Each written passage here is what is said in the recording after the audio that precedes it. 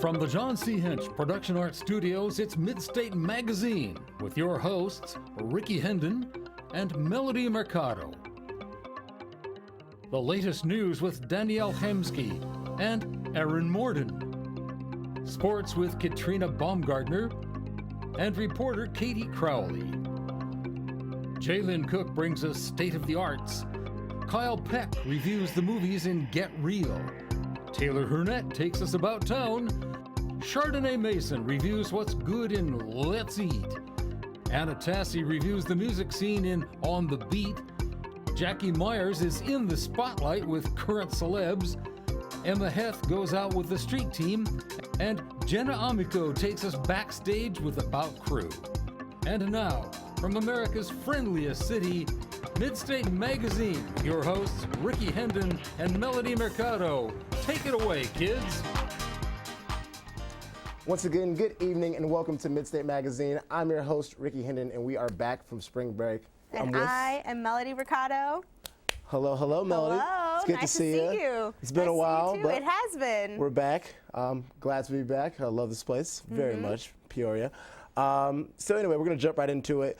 While not the biggest newsworthy topic for some people, a lot of celebrities, a lot of people have been posting videos about it on social media. A lot of girls crying. Over Zayn Malik leaving the band One Direction.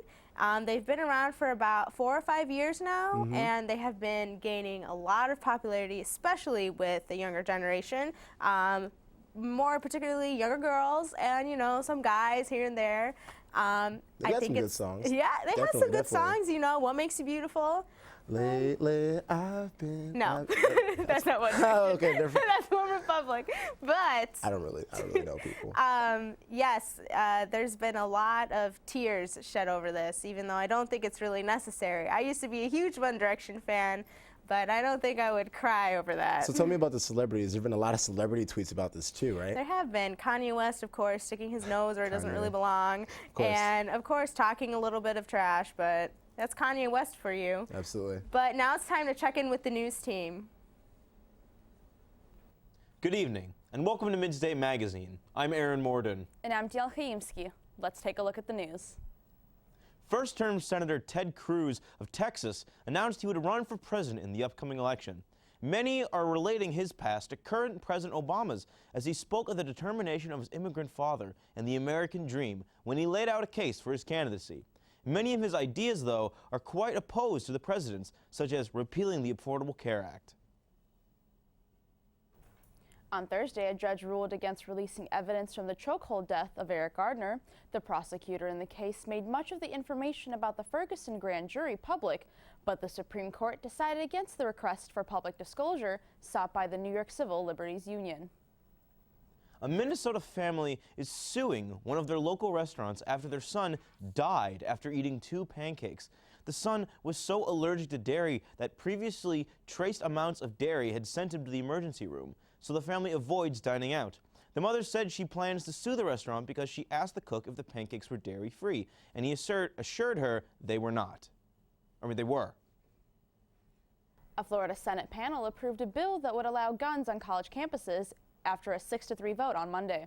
The decision was met with strong opposition from the campus community, including campus police. The Republican members of the panel responded to the opposition by saying that they see the bill as a Second Amendment issue. Pay It Forward, a basketball fundraiser, was held on Sunday by the Men's Sunday Basketball League at Peoria High School. The money they raised from concessions and vendor booths all went to Peoria High School's athletic department and a basketball scholarship. Several Peoria native basketball stars joined in, including former Bradley University shooters Sam Singh and Daniel Ruffin. Despite what you may see on the news and social media, crime rates in Peoria have actually decreased. Barrett Nicole has the story. In 2010, Peoria had a record-tying number of homicides at 23, while only 7 homicides occurred in 2014. Officer Dave Buchanan gave us his thoughts on why this drop may have occurred. Our biggest program right now we're doing is the Don't Shoot program, and we've got over 20 officers dedicated just to that program. The crime stats are down, the homicides are down, the shootings are down. Is it because of that program or not? The book's yet to be written. You like to think that it is. But I know last year, in my 20 years of working here, we had the fewest homicides we've had since I started. Crime reporter Matt Budell offered some practical reasoning as to what could be causing this drop in crime. From 2008 to 2010, 2011, the whole country was in a terrible recession. There's a connection between crime going up when people are on hard times. I think what also played a part was Peoria hired more police officers. More squad cars, more uniforms on the street is going to be a natural deterrent to crime.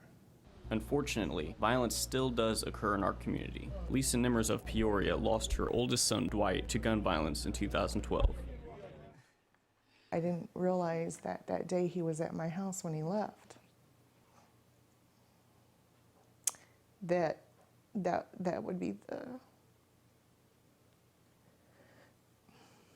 the last day that I would actually be able to talk to him, touch him, hug him. Now everything, it's a picture, a few little keepsakes that, we had and just memories, and that's all that's left. I would just ask to please, I wouldn't want another family to go through what I had to go through. You wouldn't understand how devastating that is. For Midstate Magazine, I'm Barrett Nickel. Now let's go to Bob for sports. That was a nice pack, Barrett. Thanks a lot for doing that. Former NFL star Darren Sharper pleaded guilty on Tuesday in Las Vegas to a reduced felony attempted sex assault charge in the third part of a 4-state plea deal that prosecutors say will put him in federal prison for about 9 years. Appearing by internet hookup from a courtroom in Los Angeles, Sharper entered his plea before Clark County District Court Judge Douglas Herndon, who scheduled sentencing for June 25th. He was sentenced to 9 years in the Arizona case and will face 20 years in the California case when he's sentenced July 15th. The California no contest pleas have the same effect as a conviction, and state sentencing rules will have him serve about 9 years. NFL owners have voted to prevent another Julian Edelman situation, giving a third-party power to stop a game if a player appears disoriented.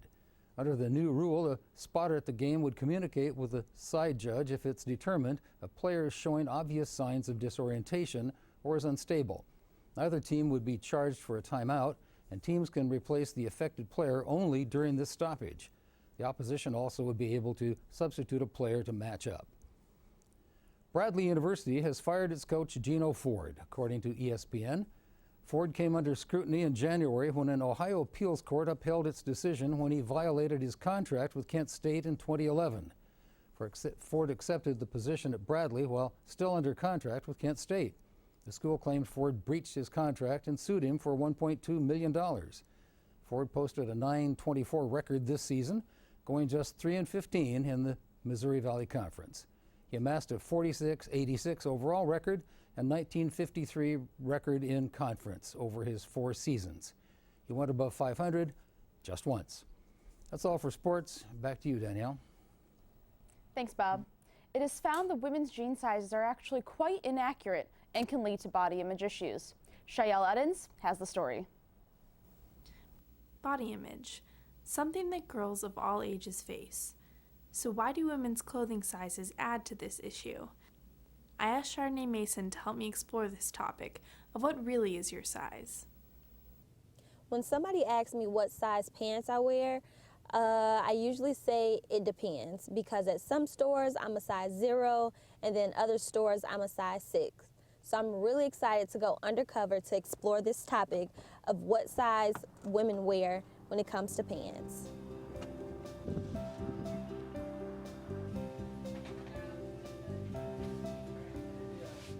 Well, these are a size 1 and they fit pretty good. This one fits. I just had a hard time getting it up over my thighs.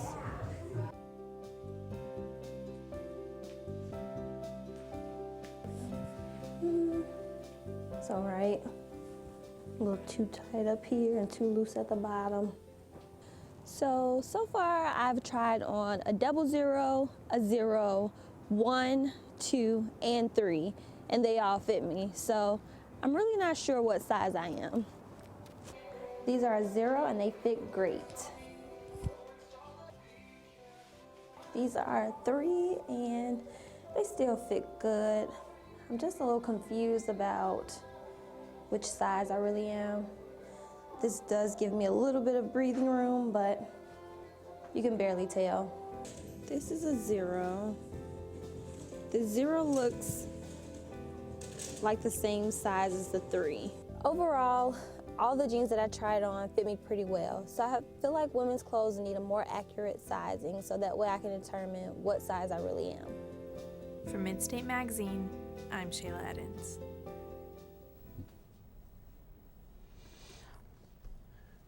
Well, that's all for news this week. I'm Bob Jacobs. One comment. What kind of idiot gives her son pancakes when he's got an allergy to milk? I don't know. Well, I mean, they're called buttermilk pancakes. Yeah, right. and they assured them it wasn't dairy-free, but I mean, it was dairy-free. Well, that's all for the news. Thanks a lot. I'm Bob Jacobs. I'm Aaron Morden. And I'm Jill Hamsky. Have a great night, and be sure to join us next week. Don't eat pancakes. Thanks, news team. So, let's go back to some of those police-related stories that we were talking about earlier, because I think that's really interesting. It's been kind of unique to see like how we've been polarized recently in this country because of a couple recent cases with the Eric Garner case, which they mentioned, and the Trayvon Martin case. And I just think it's important for us to kind of remember that a lot of these people, while it may seem that the justice system and police kind of are against us sometimes, a lot of these people put their lives on the line for us. And I personally got family members. My best friend's going to be in the force, so I just kind of want to remind people of that.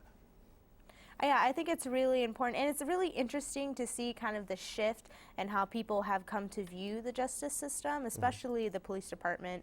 I just think it's important to realize that they are here for us. Yeah. All right, now, let's see who was interviewed this week for About Crew. The director has the most demanding position on the crew, but Midstate's Molly Horst is more than up to the challenge. For you to fade and zoom into camera 2 with both mics and CG. Fade, zoom, mics, cue. I am the director for Midstate. I'm also a producer for Get Real.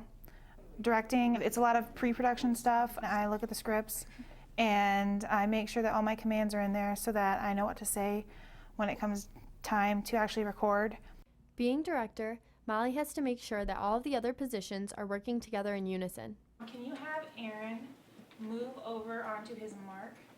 Chat with Brooke, who's the technical director, and make sure that we're both good and she knows what we're doing, and I check in with everybody else in master and audio and on the floor and make sure we're all on the same page, and then we do the show. There's a lot of pressure on the director, but for Molly, that's the best part of the job.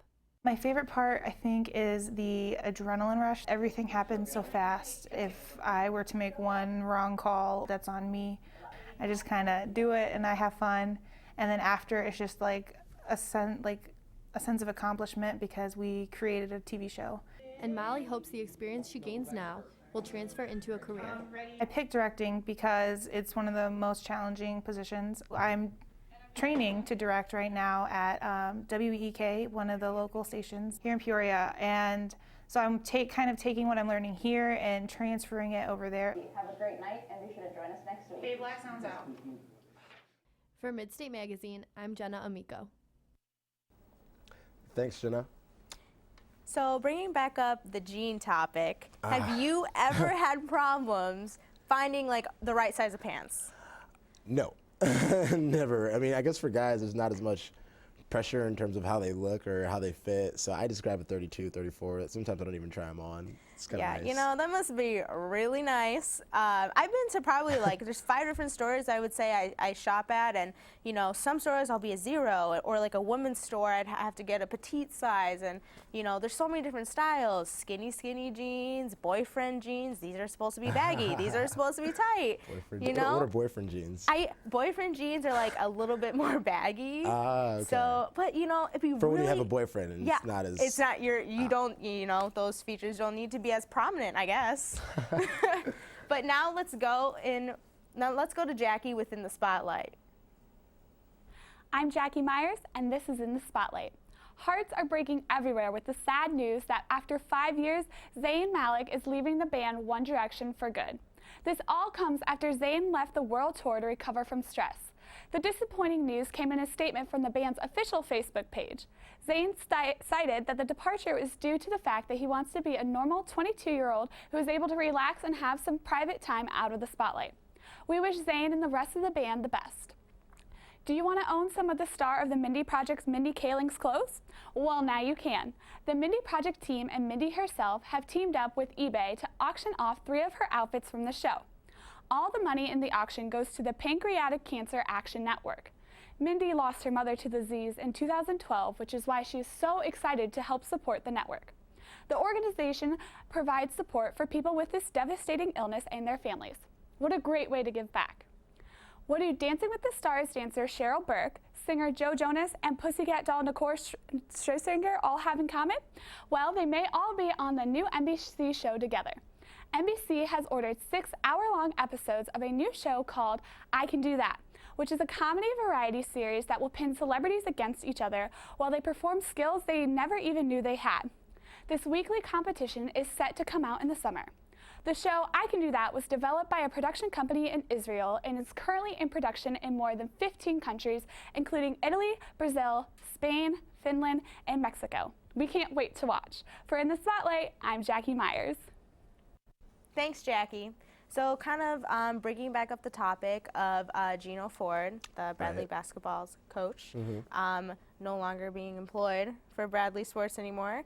How do you think that's going to change the face of men's Bradley's basketball?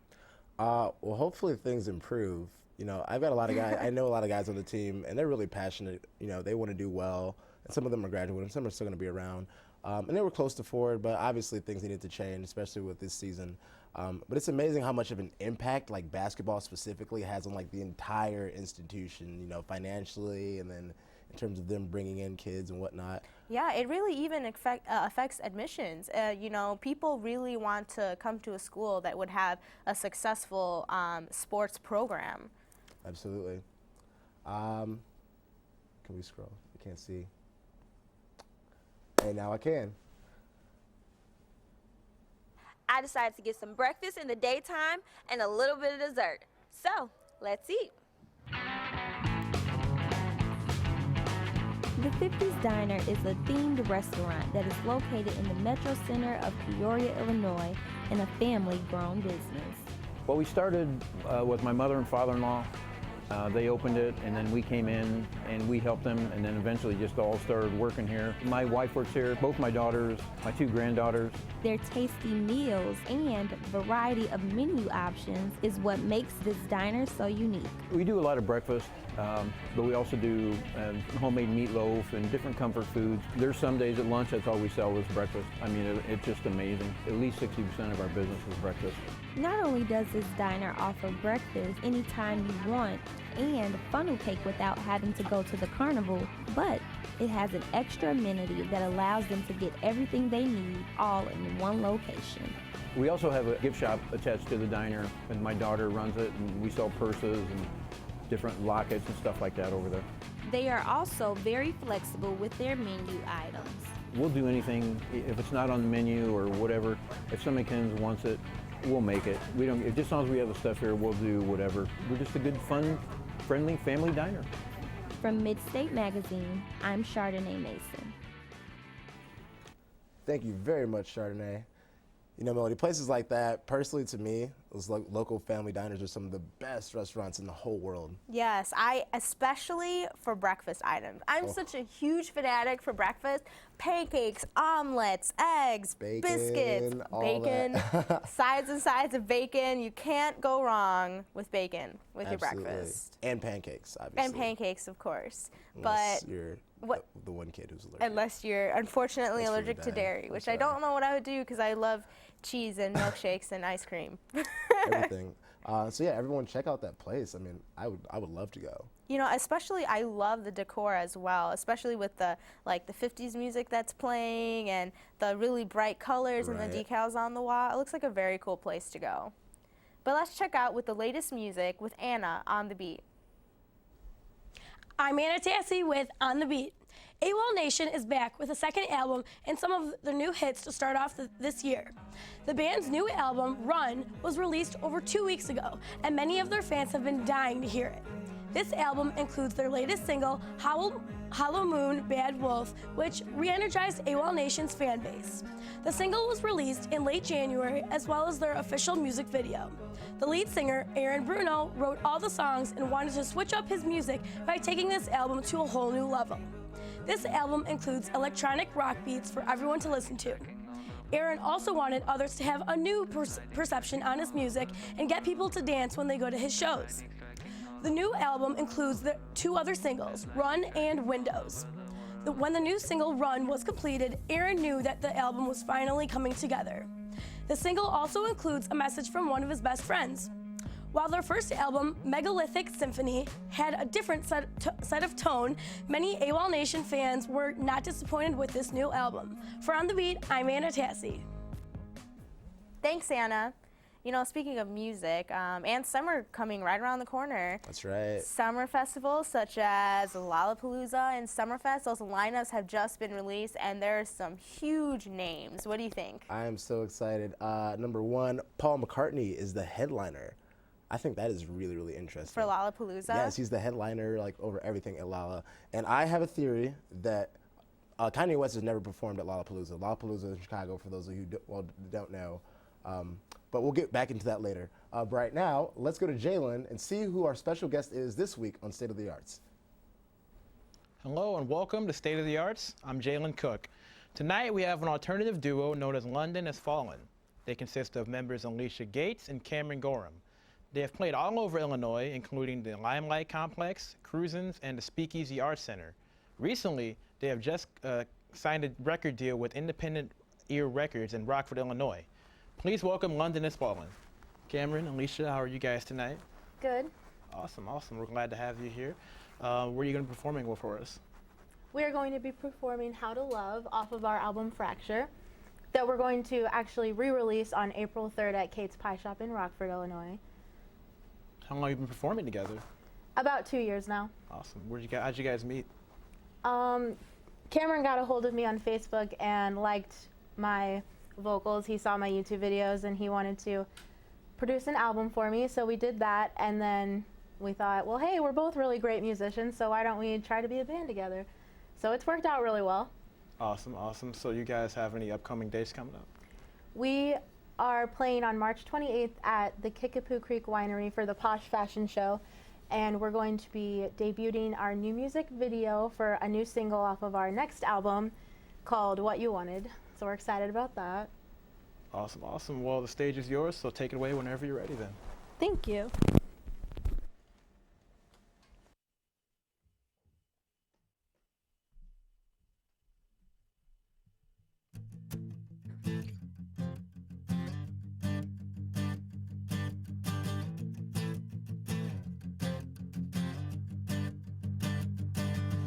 Your condescending attitude always got the best of you. Holding hands with the devil and staring straight up.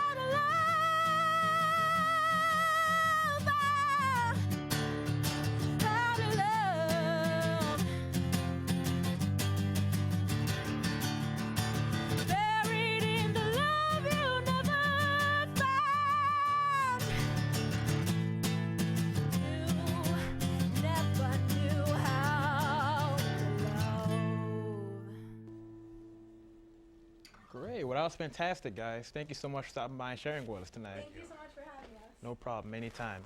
Well, that's all for State of the Arts. Join us next week. We'll hear from more talent from the Peoria area. For State of the Arts, I'm Jalen Cook. Thanks, Jalen. So real quick, back to my theory about Lollapalooza. Paul McCartney's headlining, and Kanye West has never performed, but it's been rumored that he was going to for a long time. And I think that Kanye is going to come and perform at Lolla with Paul McCartney. With Paul McCartney? Yes. That would probably be the biggest surprise Lollapalooza has probably ever had. I would love it. That would be awesome. extremely interesting, too. Is there anybody else that's headlining or planned that you want to see?